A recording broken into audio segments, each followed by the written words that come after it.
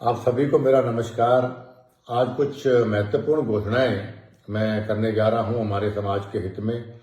हमारा समाज हमेशा, हम सभी जानते हैं कि अहिंसा का पक्षधर रहा है, पर्यावरण प्रेमी रहा है, जीव रक्षा का अहम रक्षक रहा है।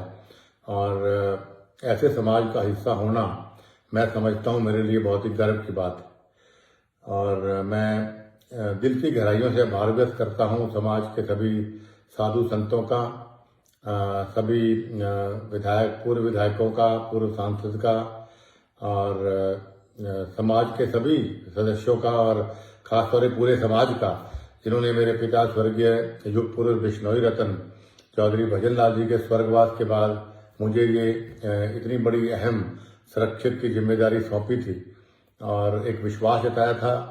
और मुझे खुशी इस बात की है कि लगभग 12 साल से ज़्यादा मुझे संरक्षक समाज का बने हो गए, और इन 12 सालों में मैंने पूरी मेहनत, लगन और ईमानदारी से इस समाज को एक माला में पिरो के रखा।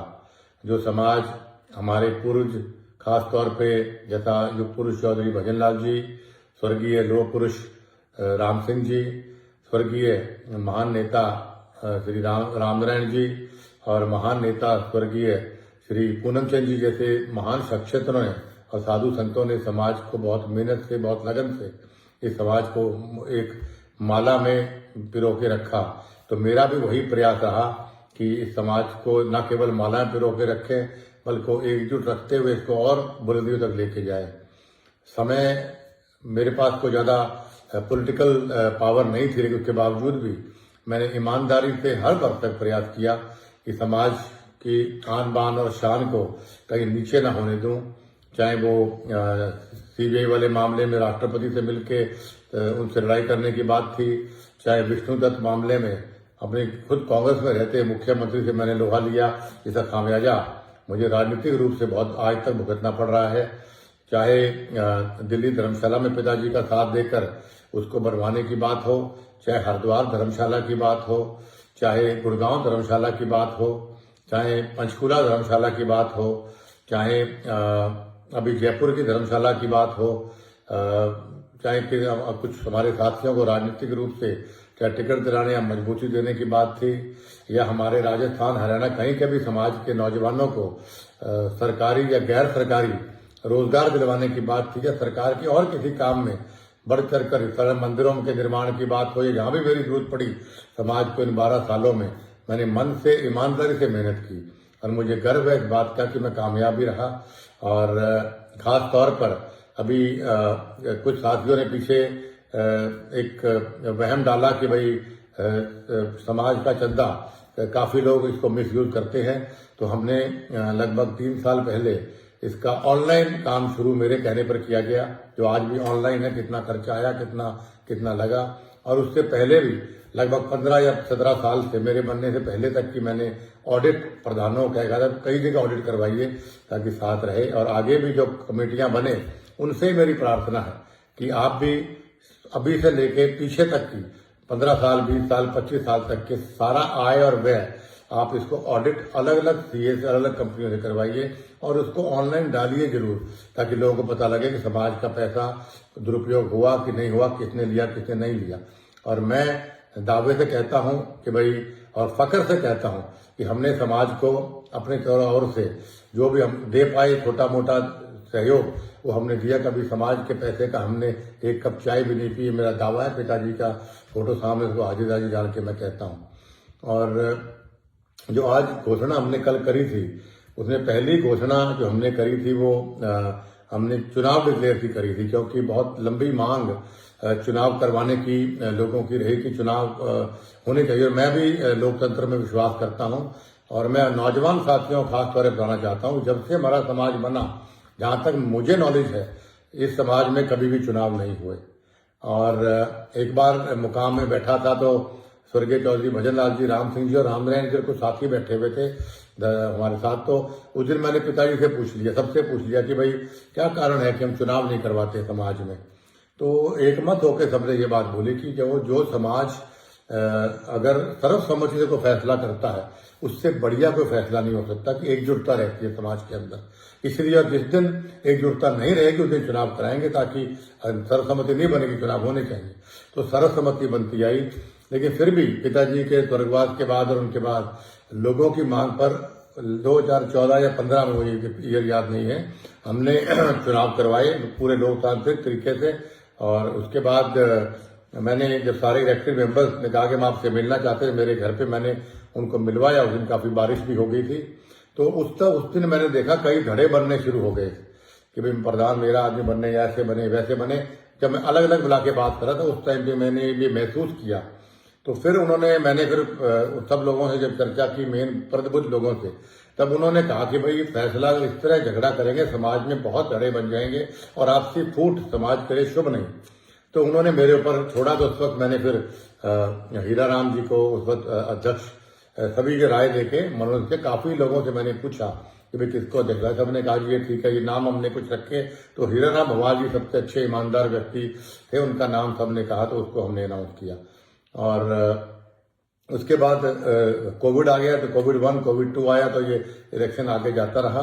तो अभी हमने फिर कल सुबह चुनाव की घोषणा की, और इस चुनाव में हम समझते हैं पूरी पारदर्शिता हो, इसके लिए हमने हमारे पीठेश्वर स्वामी रामानंद जी की चेयरमैनी में एक कमेटी बनाई है 29 मेंबरों की, जिसमें स्वामी रामानंद जी हमारे अध्यक्ष रहेंगे।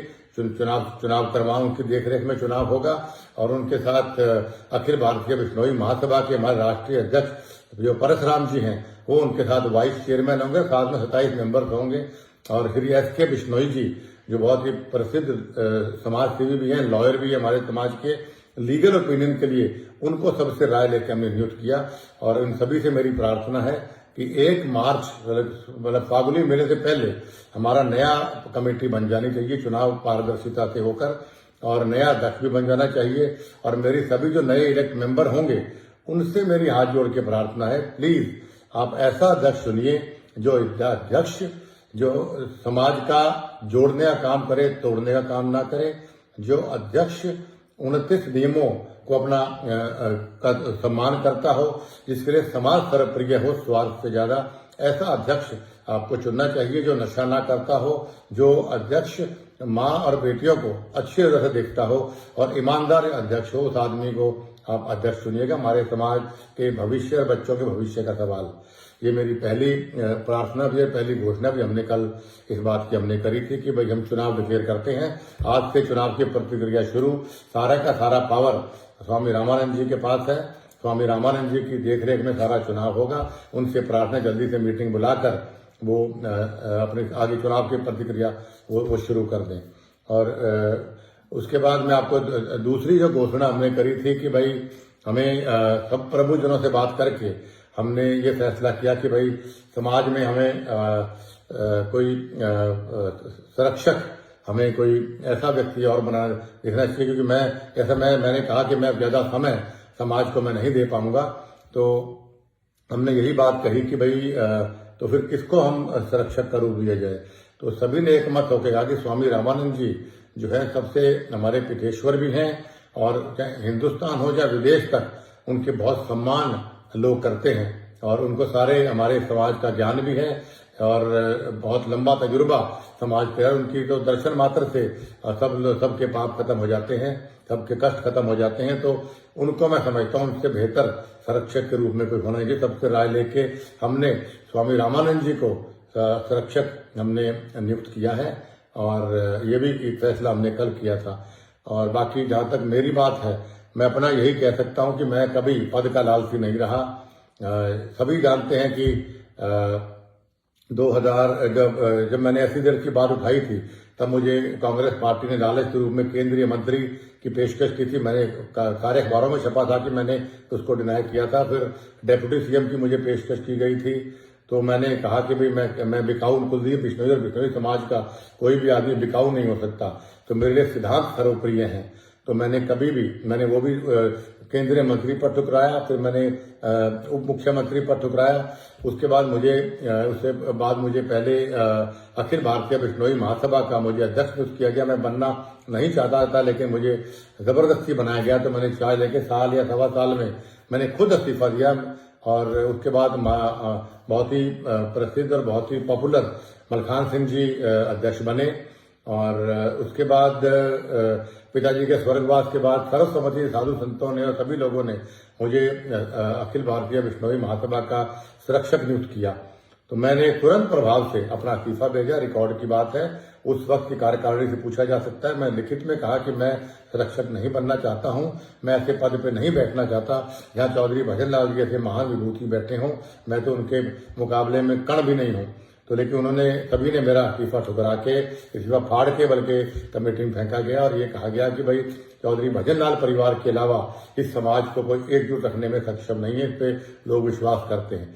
और जैसा मैंने पहले कहा कि भाई 12 साल से मैंने बड़ी ईमानदारी से इस समाज को आगे चलाया है।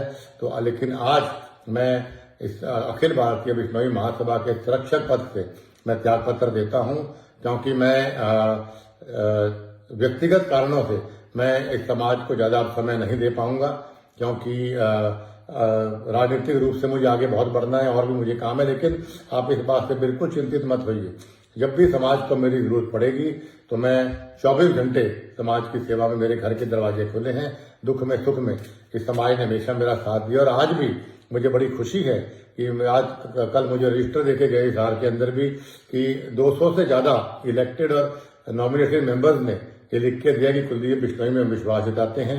और जो हमारी कमेटी है 21 मेंबर की, एक का हमारे स्वर्गवास हो गया, उनमें से 20 में से 14 लोगों ने भी ये आस्था जताई, विश्वास जताया कि भाई कुलदीप बिश्नोई हमारे संरक्षक है और रहेंगे। मैं उनका भी और समाज के लोगों का दिल की गहराइयों से मैं आभार व्यक्त करता हूं कि आपने चौधरी भजन लाल जी पे और उसके बाद मुझ पे आपने विश्वास जताया। और उम्मीद करता हूं कि आपके चौधरी भजन लाल जी ने भी और मैंने भी आपकी अपेक्षाओं पे, आपकी आशाओं पे हम खरे उतरे। और आगे भी मैं आपसे यही कहना चाहता हूं कि समाज को जहां भी मेरी जरूरत पड़ेगी, आधी रात कुलदीप बिश्नोई हाजिर है। और ईश्वर से प्रार्थना करता हूं कि जो लोग ये वीडियो देख रहे हैं, गुरु महाराज उनके स्नेह, अपने स्नेह का हाथ, प्यार का हाथ, आशीर्वाद का हाथ हमेशा मेरे बिश्नोई समाज के ऊपर बनाए रखे। बोलो गुरु जम्बेश्वर भगवान की जय।